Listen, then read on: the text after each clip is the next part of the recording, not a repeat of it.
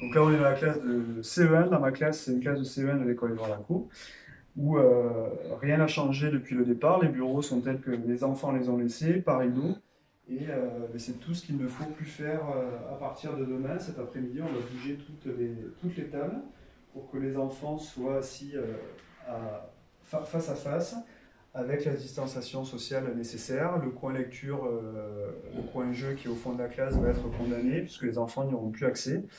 Et je vais sortir de la classe tous les petits objets qu'ils pourraient être amenés à toucher, puisqu'on va privilégier le matériel individuel. Les enfants n'auront plus accès au matériel collectif. Donc c'est tout le travail que mes collègues vont faire cet après-midi dans leur classe et moi aussi. Vous attendez combien d'élèves demain sur la totalité de l'effectif? On attend 32 élèves en CP, CE1 et ULIS à partir de demain, et 6 élèves de plus en CM2 à partir de jeudi. La première chose à faire, c'est d'expliquer aux élèves comment se comporter. C'est ça. Les gestes barrières, on va rappeler les gestes barrières qu'ils ont normalement dû évoquer dans leur famille, mais on va leur rappeler. La distanciation sociale, le lavage des mains, éternuer dans le coude, enfin tout ce qu'on peut entendre, toutes les habitudes qu'il va falloir maintenant prendre.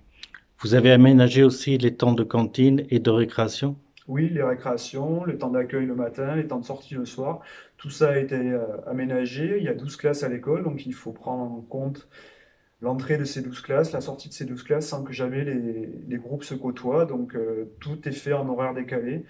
On a des amplitudes horaires de 1 heure sur la rentrée du matin et 1 heure sur la sortie le soir. Entre les premiers qui rentrent et les derniers, il peut y avoir 1 heure d'écart.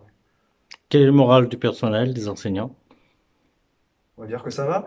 Certains sont optimistes, contents de reprendre. Il y a des inquiétudes, comme chez les parents, comme chez les enfants. C'est normal, on essaie de lever toutes ces inquiétudes. On a bien travaillé avec la mairie d'Agen pour essayer de mettre en place un dispositif correct en termes sanitaires, en termes d'accueil.